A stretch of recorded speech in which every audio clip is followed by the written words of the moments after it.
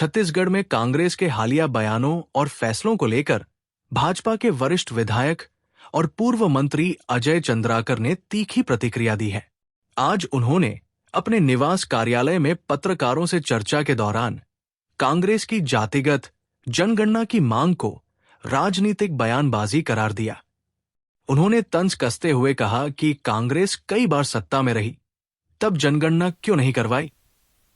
नहीं, अभी तो वो आराम कर रहे हैं, गर्मी कम होने के इंतजार कर रहे हैं। संविधान 40 डिग्री 42 डिग्री में कांग्रेसी निकालेंगे तो बेहोश हो जाएंगे।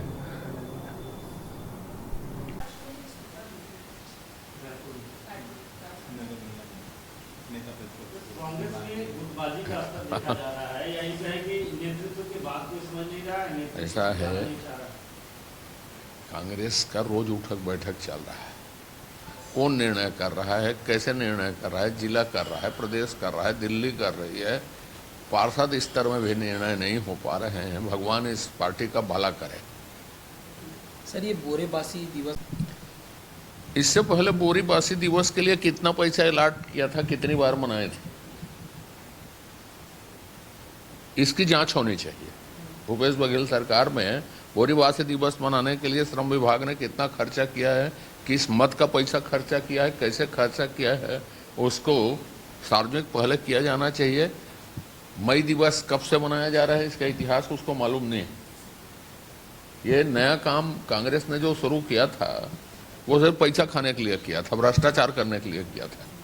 आपको लगता है अभी भी इसकी जरूरत है? जो कांग्रेस नेता थे जो निष्कासित कर दिए गए थे, चुनाव के बाद कहा जा रहा था कि अब इनकी कांग्रेस में वापसी हो जाएगी, बातचीत भी की गई, कोई जो भी कांग्रेस का नेता भी था, लेकिन इनकी वापसी अभी तक कांग्रेस में हो नहीं पा रही है। कांग्रेस पार्टी अपना इनको ले नहीं दी है। छत्तीसगढ़ में कांग्रेस पार्टी कहां पर है, किस लेवल पर है, कौन निर्णय कर रहा है, ये बड़ा यक्ष प्रश्न है। इसका उत्तर किसी के पास नहीं है। कौन नेता है, कौन निर्णय कर रहा है, कौन किधर जा रहे हैं, कौन किधर आ रहे हैं, क्या है, इसको जानना बड़ा कठिन है। बर्बाद हो चुकी पार्टी है वो।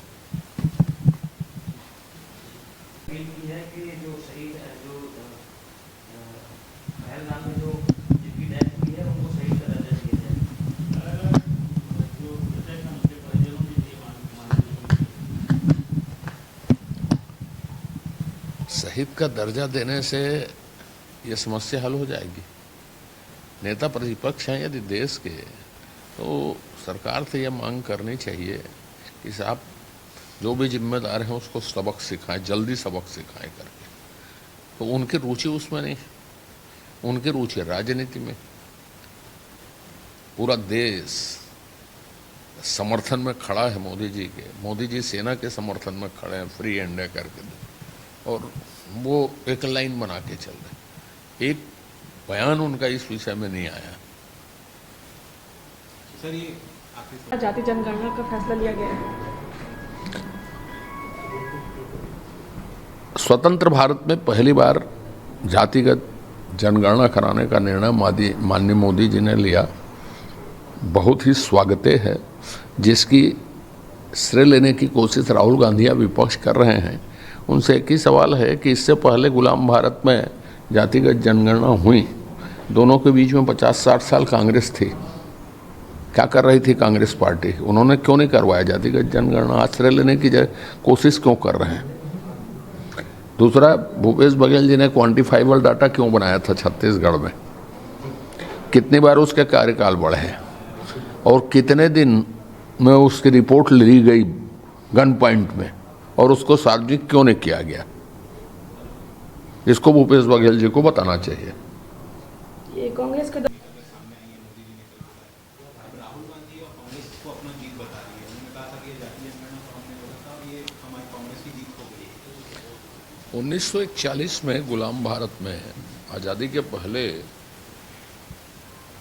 जातिगत जनगणना हुई थी। स्वतंत्र भारत में पहली बार जातिगत जनगणना का निर्णय लिया है माननीय मोदी जी ने। इस बीच में कांग्रेस की कितने साल सरकार रही केंद्र में?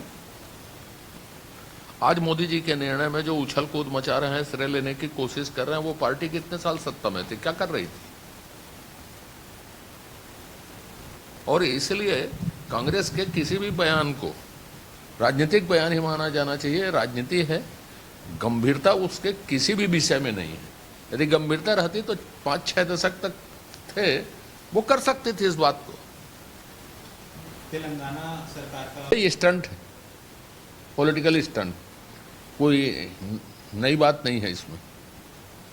सर, वक्फ संशोधन विधेयक वक्फ कानून इसको लेकर लगातार जो जागरण अभियान भाजपा कर रही है आज से 10 मई आज माननीय राधा मोहन जी की इस मामले में बैठक है, फिर एक सेमिनार भी मेडिकल कॉलेज में जितेंद्र सिंह जी की है, एक माननीय केंद्रीय मंत्री की, आप लोग उसमें आएंगे। और जो भी भ्रांति लोग फैला रहे हैं किसी धर्म के विरोध में, समर्थन में है, ये सब दूर होगी। सवाल है इतनी बड़ी पार्टी का समुचित प्रबंधन और उसका दुरुपयोग रोकना और पारदर्शी तरीके से करना एकमात्र उद्देश्य, और गरीब मुसलमानों को इसका लाभ मिले। जो माफिया कब्जे में कर रखी है उससे ये जमीन मुक्त। ठीक है, राहुल गांधी ने